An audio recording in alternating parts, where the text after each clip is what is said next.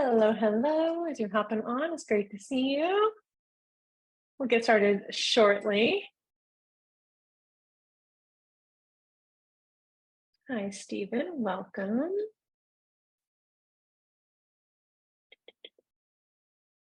Right. As you're coming in, go ahead and change your chat over to everyone from hosts and panelists. That means that when you post something today, everyone will be able to see it. And I'd love to know a little bit about you as you're coming in. Where are you in the world? What is your membership? How do you help people? Or what is the membership that you're planning to launch? Let me know in the chat what you're working on. We have a great webinar for you today, talking about how to get those first members, even if you don't have a big audience, because that can be a real challenge to get those first folks to come in and validate your membership. We'll get started in just a couple minutes, give people a few more minutes to hop on live, but do come on over into the chat and let me know what you're working on. What is your membership and where are you in the world? I'd love to learn a little bit more about you before we get started today. We do have a quick poll for you as you're coming in, just to help us know a little bit more about where you are in terms of launching your membership. If you just fill that out real quick, that'll help us. We see a lot of folks who are just getting started, not feeling prepared. Hopefully this will help you get some of those key pieces together as we're getting that membership started. Some of you are feeling prepared. Some of you may have launched already. That's fine. These tools and strategies are still going to be useful to you.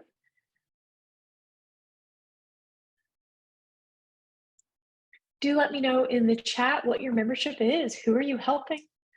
Who's your target audience for your membership? We'll be talking a little bit about that in a moment, but any details you want to share will help me to make this presentation more specific to you today. We'll give folks just one more minute to hop on live, and then we will dive in. Okay. Thanks for filling out this poll. All right, somewhat prepared but need help.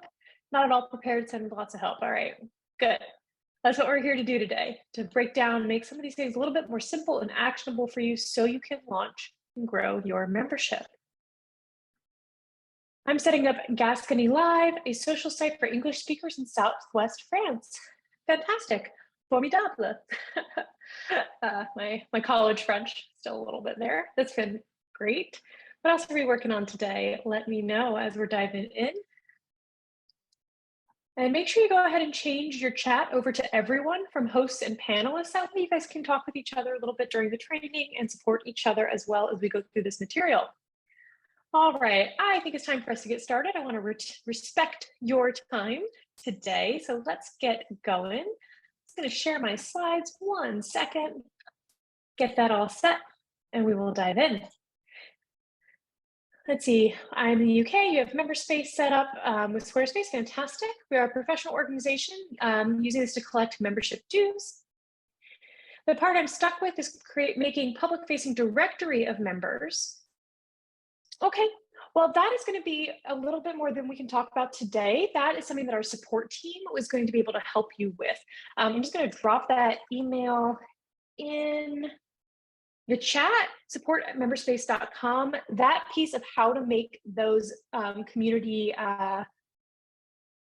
box work with MemberSpace, they'll be able to help you with that too. So definitely reach out to them for a little bit more help there. Stephen's going to use community box with Circle, fantastic. Hey Jeff, welcome. Okay, great. Yeah, so today we're going to be talking specifically about how to get your first members, even if you have a small audience. So we're going to be focusing a lot on how to make sure that you're actually getting those first members, validating your offer, and prepared to generate revenue from your membership. Before we dive in, just a few quick notes to set you up for success. I recommend having some way to take notes today. We are going to cover a lot of information, including some specific prompts and things that you're going to want to work on after this training to make sure you get the most out of it. Also, this is webinar style. I cannot see you or hear you. You are safe behind your screen. So feel free to have a glass of water, have a snack while we're talking, have lunch. No worries, whatever you need to feel supported today. If you're able to, I encourage you to close other browser windows and put your phone on silent. I know we can't always do that, but if you can, give yourself the gift of being here and being present today. I mentioned this a couple times, but do make sure you change your chat over to everyone. That means as you're sharing things, you guys will be able to actually connect and support each other during our training. If you have questions for me while I am talking, I'm going to ask that you please put them in the Q&A feature on your screen on the bar where you see the chat. There's probably something that says Q&A as well. That just holds them in place for me. That means just in case something is happening in the chat, I don't lose your question. So if you can do that, that will be so helpful today. So first of all, hi, I'm Sarah. It's nice to meet you if we haven't connected yet. I'm the membership business coach here at MemberSpace. And I've been working in the online business and education space for 7 years, have worked with hundreds and hundreds of business membership site owners just like y'all. And I'm excited to share some of those resources with you today.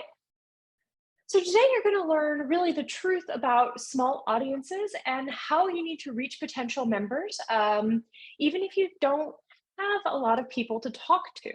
Having that focus really clear is so important to make sure that you're actually taking the right actions that will bring you members. We're also going to talk about the best strategies for reaching those potential members when you don't have a large audience. Making sure that you know exactly how to target them and some of the things you can do that will give you the best possible chance of having a successful membership launch and initial growth stage.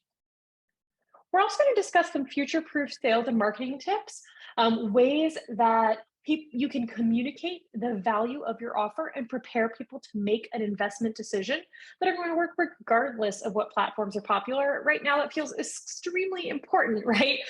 We have multiple kind of anti-monopoly suits against Google, which will have all sorts of effects. Twitter has been a very challenging platform with the changes that have been made there. Instagram, we're having a lot of problems with the algorithms. So really knowing how to leverage different kinds of platforms is going to be so supportive for you as you're growing your membership. And the key to that really is to understand the foundational sales and marketing communications and strategies that you can apply regardless of what platform is next. All right, small audience, honestly, no problem. I've worked with so many people with small audiences who manage to have successful memberships. We're going to break down what specifically is going to help you to do that today. A successful membership with a small audience requires one thing: high conversion rates. This is the place I want you to keep your mind on as we're talking about everything today and as you're assessing the success of your membership moving forward. All a conversion rate is the percentage of people who see a specific call to action, like buy, and actually take that action. So for example, let's say you have a mailing list of 100 people and 10 people purchase your membership after you send an email inviting them to join. That would be a 10% conversion rate. This matters because if you only have 100 people, right, we need as many people as possible to join in order to have a sustainable membership. If you are comparing yourself and your strategies to somebody who has hundreds or thousands or tens or 20 or million followers and subscribers, they can afford to have much lower conversion rates because they have so many more people. 3% of, which is kind of the industry standard, is usually 1.5 to 3%. 3% of 100 is a lot less than 3% of a million, right? So these high conversion rates are really critical. And what we're going to really focus on today are the strategies to make sure that your conversion rates are as high as possible. That means out of the audience you do have, as many people are going to buy as we can get. So there are 4 things we're going to talk about today on how to increase your conversion rates, even if you have a small audience. The first we're going to look at is how to know your ideal customer. We're going to talk about the importance of communicating the transformation of your membership effectively and dig into that a little bit. We're going to talk about using sales and marketing strategies that actually convert. I'm a big fan of making sure that the actions and communications you're taking are actually designed to get people to buy things instead of just creating content and more noise. And we're going to talk about kind of the secret that you can leverage right now at your current business size, which is doing unscalable things. We are going to have some interactive components to this training today, the opportunity to workshop a few things. And at the end, I'll share with you how you can get some more personal support from me if you need that. So let's dive in. First of all, your ideal customer. This is a classic marketing exercise for a reason. If we do not know who you are making your membership for, it is going to be very hard to actually communicate with them, reach them, and sell to them. This is an envision of a person Who is your dream customer for your membership? Some of you may already know this. Some of you might have a customer or client from another experience or another offer who you can imagine. Some of you haven't done this work before, so we'll take a look at it right now. When we're thinking about your ideal customer, we need to understand what is happening in their lives right now that is relevant to your membership. For example, are they trying to find a new job, right? Is that relevant to your membership because you help people to become more hireable? You teach them skills and tools to do that. Are they, I mean, in your case, Stefan, or Stephen, let me know how to pronounce your name. I apologize, I'm making an assumption there. I assume people who are moving to Southwest France, right? Like a big change in their life. They're English speakers who moved to Southwest France. That would be a good example, or they're considering moving, or they've moved recently and haven't made a lot of connections yet. So these pieces of it are what we're going to think about. With what's happening in their lives, what do they want to change, right? What is the thing that they're actually trying to shift or have a different experience of, right? For our English speakers in Southwest France, we could imagine that they want to connect with other people, right, who they can talk with. Maybe they want to improve their French so that they can make more friends locally and participate more in their community. There's all these different things that maybe they want to change. And then we can imagine, right, what is their desired outcome? What do they want to experience, to feel, to have become possible for them? When we look at our customers this way, we get to paint this really rich texture to their lives. And it's less about the demographics, though it may make sense for specific demographics to be the case. So for example, right, you're making a membership for people in Southwest France. That is a demographic location. But really, this experience of where they are and what changes they want to experience is more important often than those specific demographics. Because once we understand this, then we can actually figure out where they are in the world. So I'd love to know real quick in the chat if you have any ideas. Where are people right now? Your ideal customer, what is happening in their life that they're trying to change? And what are they trying to achieve, really, that your membership can help them with? Let me know in the chat. I'm going to keep going, but you guys just share your thoughts there. Once we know a little bit about this person, right, once we've kind of envisioned their story and what they're trying to experience, then we need to figure out how we can find them, right? I'm going to keep using this example for Gascony Live because it's such a clear one, right? Where would we find somebody who's a good fit for this?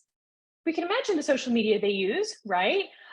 We can envision maybe that they're reading some French language newsletters or trying to. In this case, you have a local location, right? So we can imagine where they shop or hang out. You might actually be able to go and literally do events in places where you would meet these people. You would be able to post flyers, right? Love flyers. My neighborhood has so many flyers for events. It's very fun, old school, right? We can start to figure out where we can actually contact them. So Catherine says, I'm a product design educator and coach, so I work with new designers trying to break into the industry. Fantastic, right? Well, they're probably on Twitter. I feel like so much of Twitter is product design people. They're trying to break into the industry. Fantastic, right? So what they want, right, is a job. What they want is those opportunities. And we can imagine, who do they admire? Who are they inspired by? Who are they already reading and connecting with? These are ways that we can start to imagine how we can connect with these people online. Jeff says AI is impacting or will be impacting virtually everyone. So how to respond to that on their website is one neat area. Great, right? Yeah, I think AI anxiety is a big one for a lot of folks in a lot of spaces. So that is a really clear thing. We're like, okay, they're nervous, right? They're reading the news. They're reading about BuzzFeed News closing and the CEO saying he's going to replace everybody with AI. Like they're reading these things and they're like, okay, like what do I need to do? How do I need to be prepared? So once we know what they want, right, we can start to imagine, and it is imagining until we test it, where they're hanging out, where they're spending time, what they're engaging with already. When we have that information, then we can start to imagine how we're going to contact them down the road.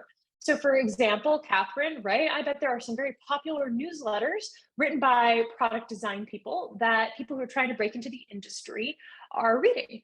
You could contact them and maybe interview them for a project, or maybe sponsor their newsletter, right? So we start to do this kind of brainstorming. Where are they already, these ideal customers, so we can go and meet them where they're at. This all starts to become very clear when we talk about what is truly one of the most important things in order to effectively sell your membership at any stage, but especially with a small audience, which is the transformation. The transformation of your membership is the potential outcome for an ideal member who takes full advantage of the product. So for example, for Catherine, right, presumably it's them getting a job or a gig or starting their product design business, right?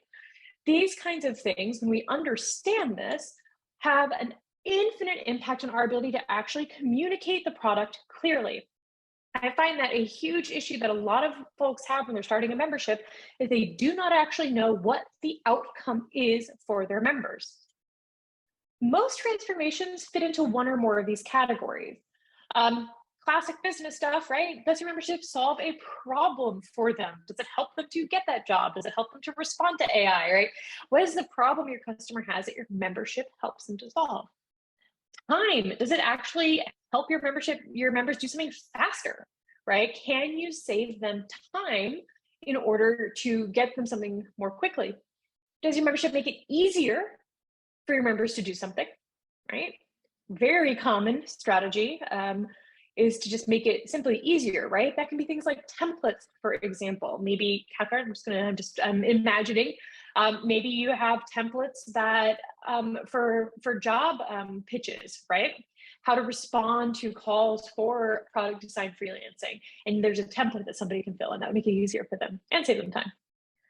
Of course, those aren't the only reason people buy stuff, right? Sometimes they're looking to create joy in their lives, right? I can imagine for our Gascony Live that sometimes what people are really looking for is that joy and connection.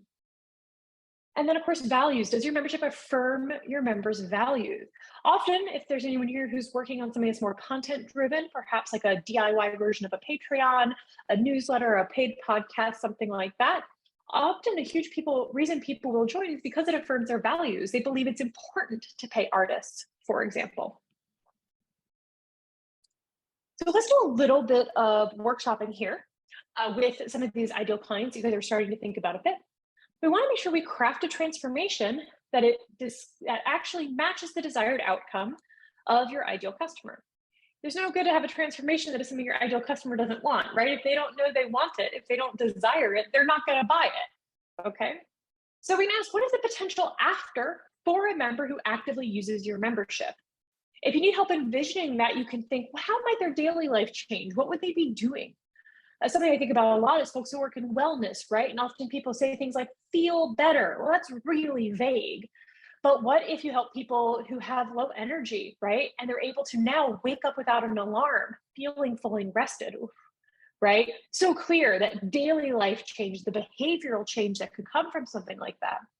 We can also look at how the trajectory of their life might change, right? With our Gascony Live project, like making friends and deeper connections locally is a huge impact. People might fall in love, people might start new projects, people might have new friends, right? Same with Catherine's product, right? For product design educators, how might the trajectory of their life change if they get one of these jobs, if they're able to break into the industry? So let me know in the chat, what is possible if somebody moves through your membership? What are they able to do?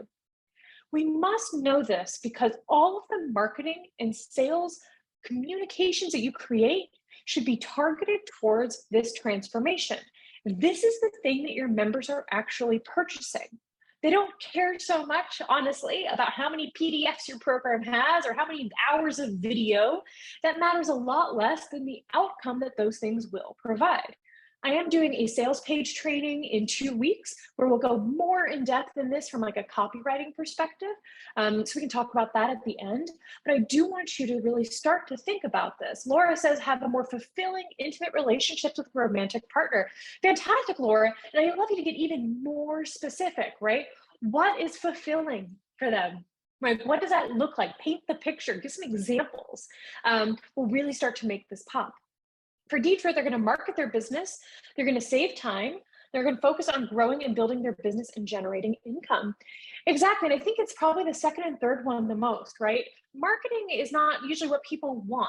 What people want is what marketing makes possible, which is more customers, is more business. Marketing is a tool that gets the actual result, which is more customers and generating more income. And yes, saving time to make it easier for them is great, right? And I know, Deidre, I'm familiar with your offer. Your folks are busy, right? Like that's a huge part of it for them, is saving time.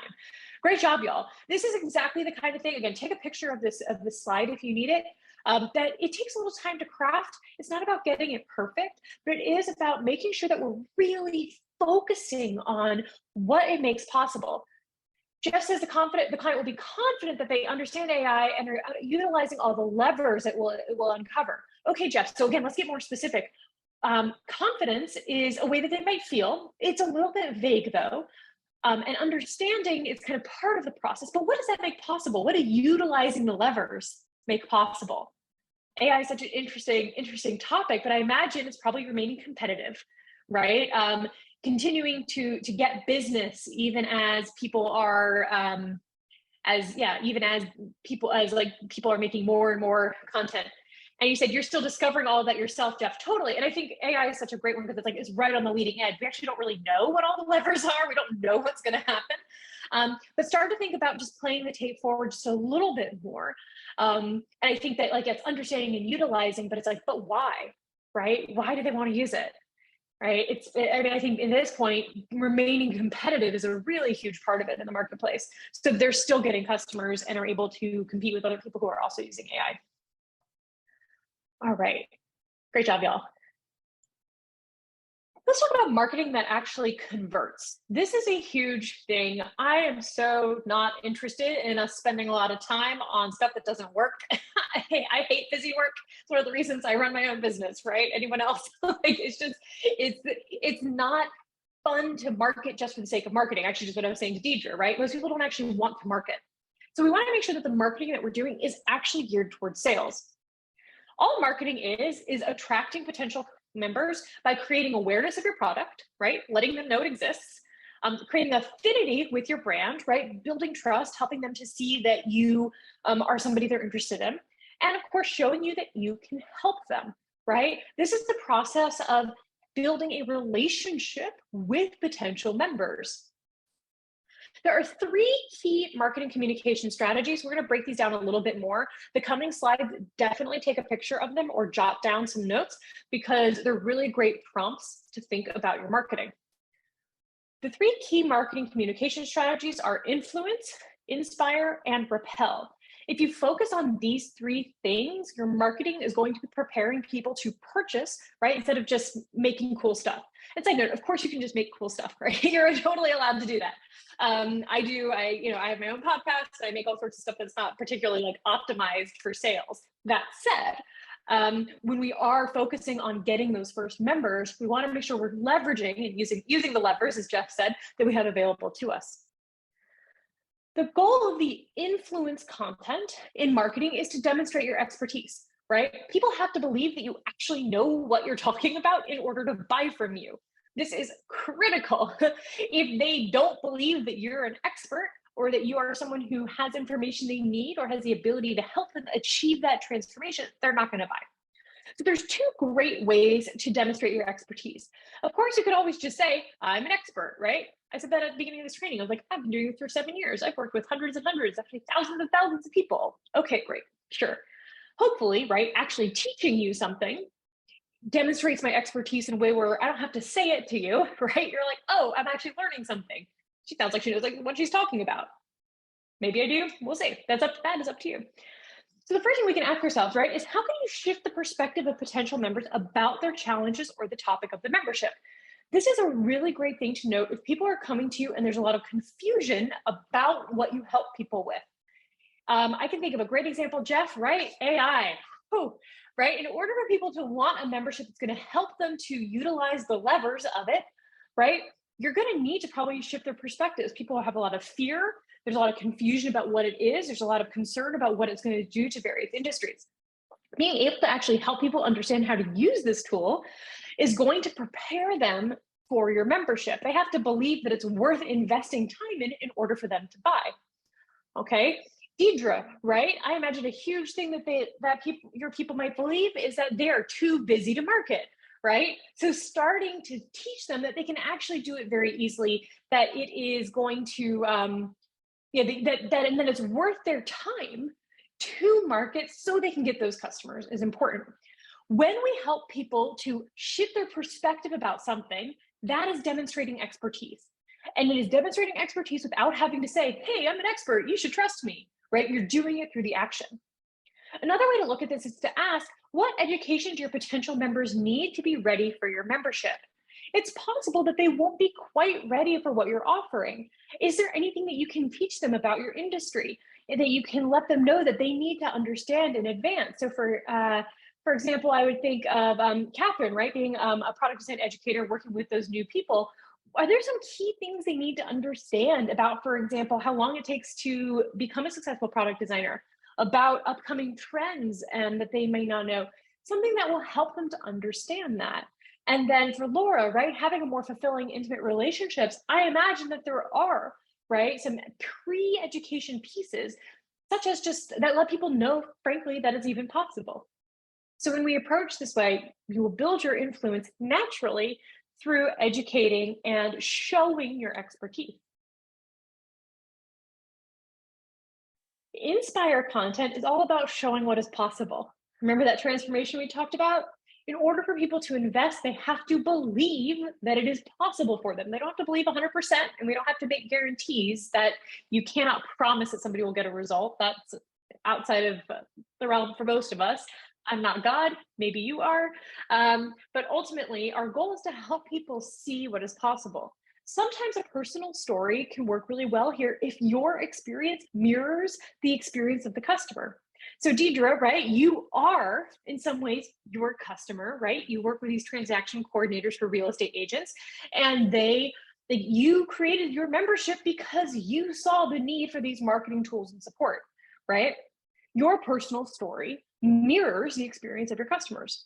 Even when you were talking about Jeff saying that you're still figuring out all of this about what AI is going to do, your own experience of like maybe wrestling with it and trying to figure out how to use it can show people that it's possible to integrate AI in a way that actually supports their work.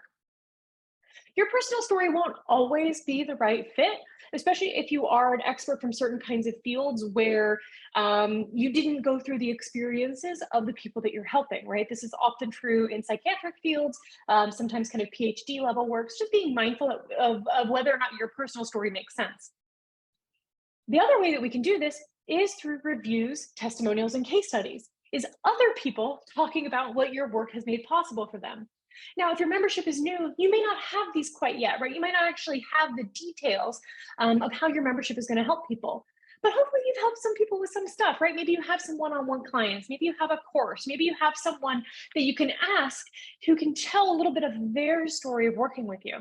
This is really potent because it's often much easier for us to trust someone else who we view as being a colleague or peer than the expert. Very easy for Sarah to be like, I've built a successful blah, blah, blah, blah, blah, right? And you're like, oh, well, you're the expert, okay?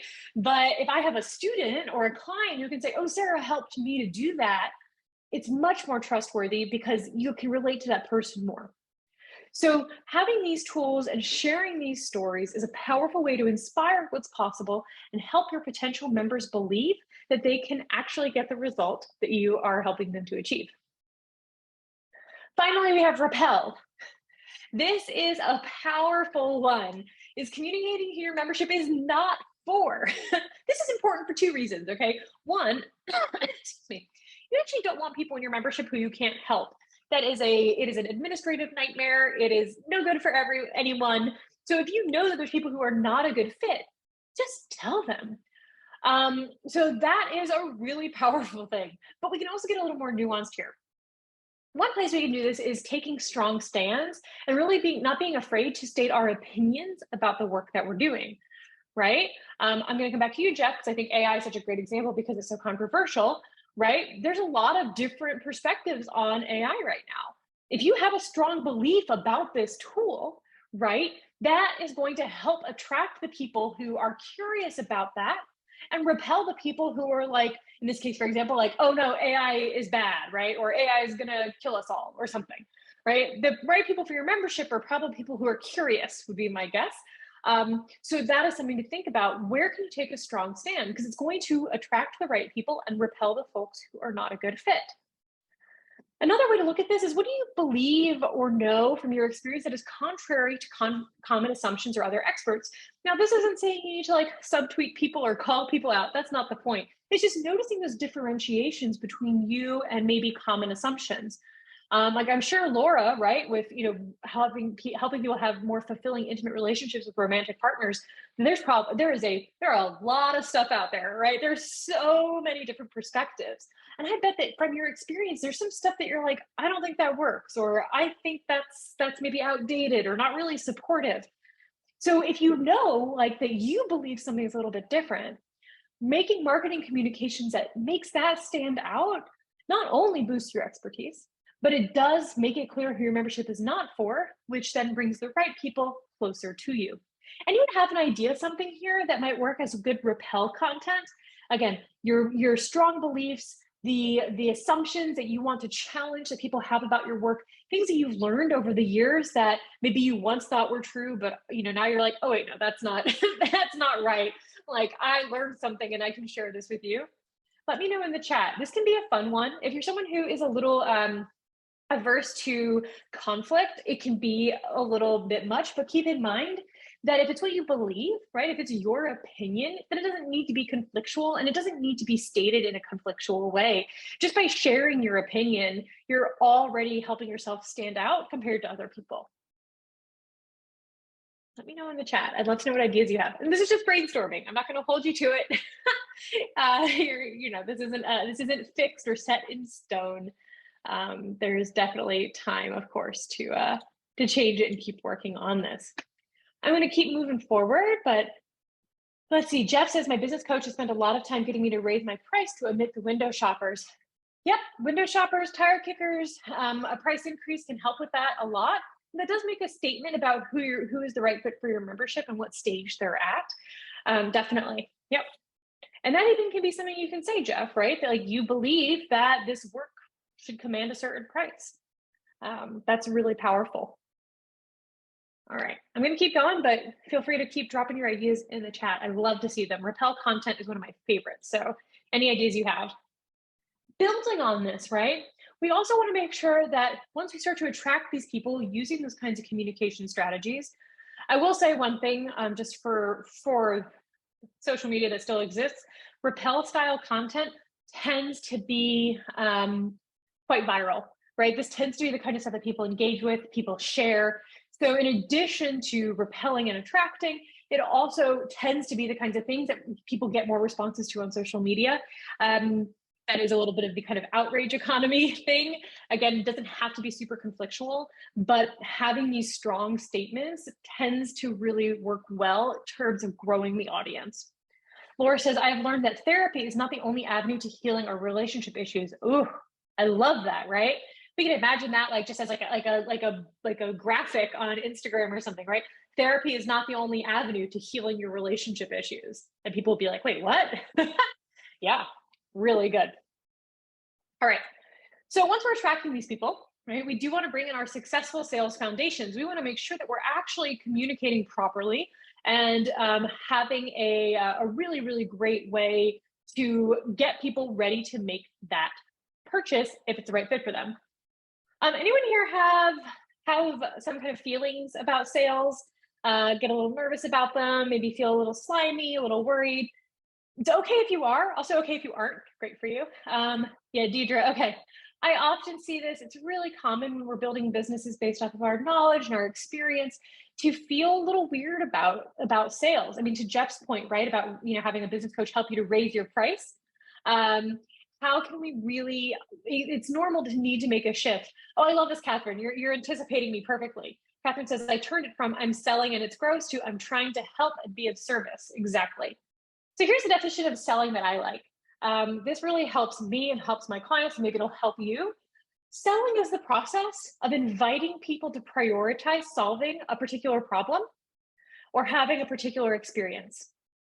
Because when somebody purchases something, that's really what they're doing, right? They're saying, this is important to me right now, right? This is what I want to prioritize with my time and my resources and my money. So what we're doing is giving the people the information they need to decide whether or not it's a priority for them. And it is, yes, in that sense, it is a huge service. Often when people are considering purchasing something, they haven't figured out their priorities, and that can be stressful. It can mean that they have a lot of different things that they're trying to think about. Selling helps people to decide. Let's see. Laura says therapy is great, but most are traumatized in bringing that to the relationship. Totally, Laura. Yeah. So like what you're talking about right now, great marketing content, because it is a little challenging to a lot of the status quo assumptions, even though there are more and more kind of expansive views around that in particular, but that's awesome. So we have four primary strategies that I want, or three primary strategies, excuse me, that I want to recommend to you. These are sales strategies that actually convert, okay? First of all, we're gonna focus on the customer, not on you. We're gonna focus on the transformation, not on topics. And ultimately, we're going to ask for the sale, right? We're going to move from I'm selling and it's gross to trying to be of service and make sure we're actually asking people to buy the thing. So let's dive in.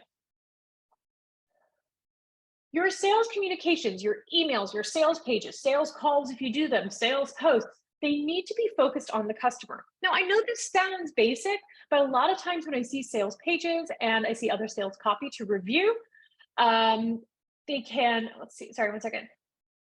Yeah, Jeff, that's fine. No worries. I'm glad you're asking, Deidre. I see people using the word I a lot, right? So I'm really excited. I want to share this with you. I love helping people do X, Y, Z. Oh, that's great. And your personal story or bio can be a place to do that. But your customer doesn't actually care, right? In the best way possible, customers are really selfish during the buying process. They're trying to figure out what's best for them. So it's a super simple shift, but the vast majority of your copy, you can probably get rid of the word I. In fact, I'm going to recommend that you put it to you, right? Use the second person. Are you someone with this problem? You can have this resolved. This is designed to help you do this thing, right? Catherine, what can they get from spending their money? Exactly. Often we're really enthusiastic, right? It comes from a good place. We're like, oh, I'm so excited. I love helping people. Or, oh, I made this cool thing. That's awesome. But we sound like we're talking to our friends or talking to our mom. Hey, mom, I made something cool, right? Like it doesn't actually help the customer understand something. So simple trick, but that change will help your marketing and sales messaging a lot. The second thing we want to do is make sure we're actually witnessing the customer's journey and their problems. It has become really popular recently for folks to kind of pretend that no one has problems, which doesn't make any sense to me. It's like everyone has problems, right? And you're probably, like to our transformation point, helping them to solve one. If you show people you understand where they are and where they want to go, if you include that information on the sales page, this idea of the before and after, people are going to trust you more and they are more likely to buy. It is that simple. Not talking about where your customer is means that they don't think that you understand them, right? This is an opportunity to build trust by mirroring your customer and showing them that you understand why they're on your sales page or why they're reading your email on the first place, which is because they're trying to solve a problem or have a particular kind of experience. Also, of course, we want to communicate why they want the transformation now. Like, why does it matter right now? Why should they prioritize this? Let's look at a quick example. Here I made up a fake membership. For example, right? Let's look at the difference between these two. I love talking about real estate and I want to help other real estate agents. So I made this membership to share what I know with you. I mean, it's fine if you were just talking to somebody. And I will say, if you're like recording a video, like an Instagram live or something, that kind of casual talk makes more sense because you're having a little bit more of a back and forth. But when it comes to actually communicating on a sales page, right, or in a post, we might imagine something like this being a little more specific. Real estate realness, sure, is a membership for rising real estate agents. It's for these kinds of people like you, right, who are ready to make more money. That's the transformation they want, right? Like just cut to the chase. They want more money. They want more clients without chasing down potential clients or showing houses 7 days a week. Now you're referring to the problems that they have, right? They are chasing clients, people are ignoring them, they can't find folks, and they are showing houses all the time. These are some problems I could imagine someone having, okay? Do we see the difference between the two of these and how much more clear and specific the second one is, and how it's really highlighting the problems and the desired outcome of the ideal member? Here's a super quick example that I love from the My Music workshop, which is a MemberSpace customer. The transformation statement, this page is so clear. Online music lessons that kids love. Start playing today. That's it. There's no, I love teaching kids music and I think music for kids is really important. There's some information further on down on this page about the teachers and the founders, but we know exactly what this is. We know exactly who it's for. We know what the transformation is, and we also understand the problem they're solving, right? It's music lessons that kids actually like, right? People who are actually, people who are actually like available to do this work. Okay. So second, we want to look at transformation, not topics. I mentioned this briefly earlier, but one of the big mistakes people make is getting really hyper-focused on the features of your membership, right? I have 70 hours of video content for you. No one cares. That sounds like so much anyway, right? Really focusing on those features rather than the benefits and the potential outcome. We'll look at some specific examples shortly, but it's key that we actually tie topics to transformations. The topics themselves, the features themselves, are, of course they matter. People need to know what's included in your membership, but just listing a bunch of stuff without context is actually overwhelming. There's a magic phrase I'm going to teach you called "so you can," which is how you can link these things. For example, 70 plus hours of video, so you can, right, learn to do XYZ, so you can get the critical information you need to get more real estate clients. All right. When we tie those features to the benefit, to the outcome it creates, all of a sudden they have meaning and context. I don't know if I'm outing myself as being kind of old, but it's just like in The Matrix when Keanu Reeves gets plugged into the Matrix and he wakes up, eyes open, and he goes, I know Kung Fu, right? That's what most people want. There are, of course, lifelong learners. I'm one of them who just enjoy the process of learning. There are a lot of things that are very process oriented. But folks really do want to have that sense of being plugged in and learning something, getting the outcome, not actually like having these challenges of having to go through all the process of it.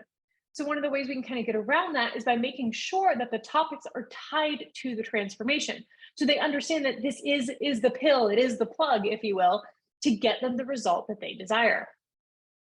Here's an example. I've been knitting for years and always get a lot of questions about how I make my patterns. So I'm making a membership where you could pay a small amount, it's always a small amount in these, and I'll share what I know, and there'll be lots of PDFs, templates, and other tools. I mean, it sounds fun. Like your friend makes something, you're like, yeah, sure, maybe I'll sign up. How about this though? Pattern Maker Method is a membership for avid home knitters like you who want to make custom patterns. So you can, right? Custom patterns is a feature. It is not the outcome. This is important to note. So you can easily knit anything you dream of in exactly the size and style you want. That's the transformation. So instead of focusing on there being PDFs and templates and all these things, we're going to say, okay, creating custom patterns, like that's the thing they're going to learn so they can get this outcome, easily knitting anything they dream of, right? Let me know real quick in the chat if this is making sense. This difference between this kind of like listing all these things out and really focusing on, yes, PDFs and templates and this, that, and the other thing to the outcome that they desire. Here's an example from with Sarah, who is a MemberSpace customer who has a fitness platform. And we see some great examples here, right? There's always something new. I like this, 350 plus workouts and new ones each week. But the point is that there is always something new, not that there's so many workouts, okay? We can also see these modifications to fit your level. Each workout has modifications, always pushing you, but never exceeding your fitness level. So again, we can see that these features of the platform are tied to the outcomes that people want. Great, I'm glad that's making sense, Deidre. All right, finally, we have to actually ask people for the sale. You gotta ask them, you have to actually tell them how to buy. One of the things I see so often is people like just put like a link in their bio on Instagram or something, like they're a Kardashian and like it's gonna just click. Like you don't have the audience size for that passive strategy. We have to make it really clear how they can actually purchase this thing. You can use genuine deadlines. You can use enrollment limits if it makes sense, if you can only work with some certain number of people.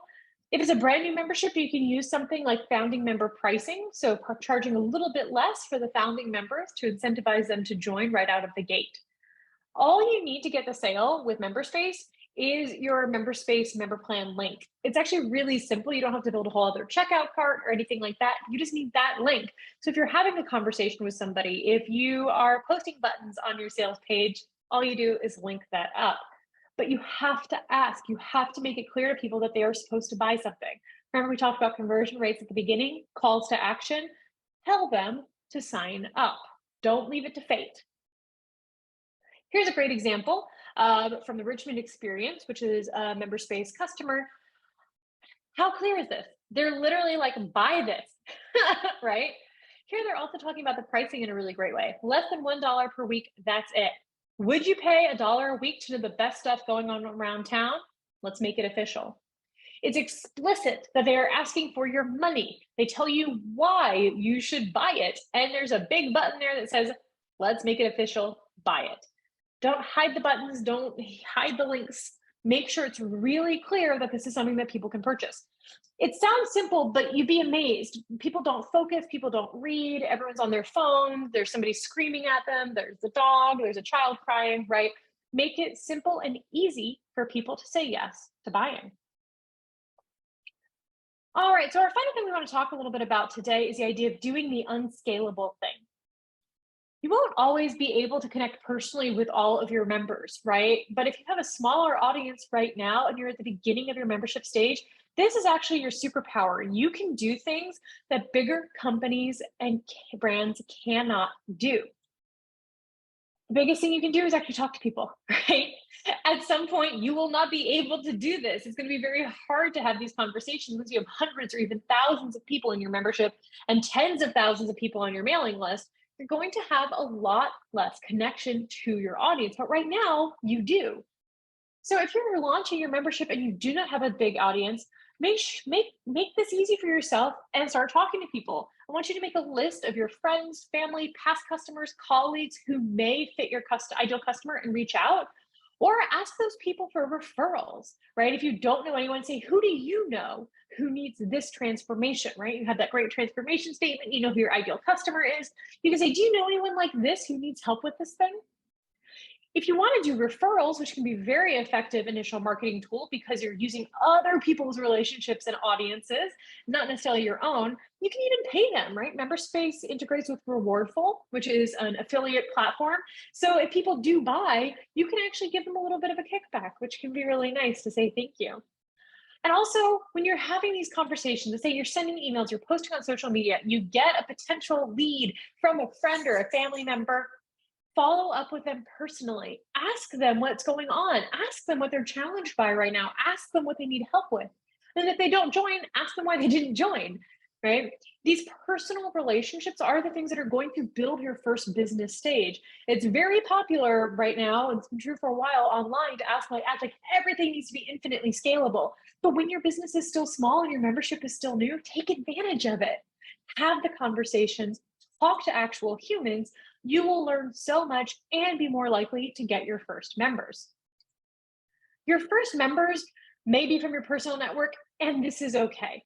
All right. I know a lot of business owners start to feel a little bit like, I've had people say to me, oh, I got a sale, but it was from someone I already knew. And I'm like, that someone knows you and still wants to buy from you? That's fantastic, right? What a great affirmation. And yes, it can be very exciting when you get that first customer who is someone you don't know. That's another conversation I love to have. Somebody bought and I have no idea where they came from. Oh, brilliant. But at this stage, it's okay for these people to be folks you already know, people you've worked with previously, people who you are friends with, people who are friends of your friends. Don't get funny about the fact that these people are coming through your network. It's actually a great sign that you have an offer people actually want because they're buying it. Okay. So you now have the tools for getting your first paying members, right? All of these steps together are designed to help you get those higher conversion rates so you can make the most of the audience you do have at this time. Great job, Sarah. I just managed to lose my slides. I think we're fine. All right. We are here to help you. Okay, you're not alone in this. We have the best customer support in the biz. So as I said at the beginning, if you do have some technical challenges you're having, you can always reach out to support@memberspace.com. Also, if you're on the website, there's a little beacon on the lower right-hand side where you can open it up and you can chat with somebody on the support team live. And we succeed when you succeed, right? So we're here to help. We do have some upcoming events. Next Thursday, we will have live membership business coaching for MemberSpace customers. I'll drop that link in just a moment if you want to join us. So if you're working on something like this, like your transformation, for example, or you have made an Instagram post and it didn't perform as you think it will, you can send that in. It's a small group setting where I'll be able to give you some coaching and feedback there. Do we have any questions? I know we covered a lot in this presentation today, so we definitely have a nice way to, we definitely have some time, for questions. I see some coming in. I'm going to stop this share real quick so I can grab that link for y'all in case you do want to come to coaching. And I know I also mentioned our sales page webinar, which is in a couple weeks. So let me grab those real quick. MemberSpace business coaching is available for, there we go, one sec. Is available for MemberSpace customers. So if you aren't a customer, you will be prompted to sign up. Our base level plan is free. So you'll be able to sign up and get your MemberSpace website ready. And then I'll be able to help you with some of the business components. And then I am going to go and just get that, one second. Our sales pages that convert webinar is a fantastic, it's a workshop really. We spend about an hour and a half together, go a little bit more into the nitty gritty of some of this messaging and copy. And that is next week. We don't have a training because of the holidays here in the United States, but in the following week we'll have that. So you are welcome to join us for that as well. Let's see. Deidre says, does MemberSpace offer for a paid membership coaches we can pay for more personalized assistance? We don't have that feature at this point. You're of course welcome to come to the free coaching that we do on Thursdays where you can get that one-on-one personal feedback on those calls. And that's that link that I just dropped there. But I can pass that along to the team in case that's something that they can take a look at in the future. Ashley says, is there a way to get a replay? If you email the support team, they will be able to send you that replay, support@memberspace.com. There is a recording of this webinar. You can send them an email and it'll probably be tomorrow because we have to like upload it and everything, but you can get a replay of this there. Any other questions today? Any other support questions about the material that we discussed? Any ideas that you're chewing on? I'm here to help. Give you guys just another moment. And if you do have questions later, the best way to get that support is to come to the MemberSpace Business Coaching. Again, that's a small group that's live, and you'll be able to submit a question in advance that lets me prepare and be ready to support you. And then we'll be able to work together in that setting and get you some feedback. Let's see. Jess says, I'm discovering some details to help my implementation. Let's see. One item is when I search the site, it brings up client websites, probably outside of the scope of this workshop. Yet the technical details, the best people to talk to are definitely going to be the support team. They are, I use the software, I'm familiar with it, but anything like that, the support team has all of the details. They're all technical pros and they know it all inside and out. So you can definitely shoot them an email with what you're working on, Jeff, and see if they're able to help you or if they can send it in the other direction. And thank you, I appreciate the feedback.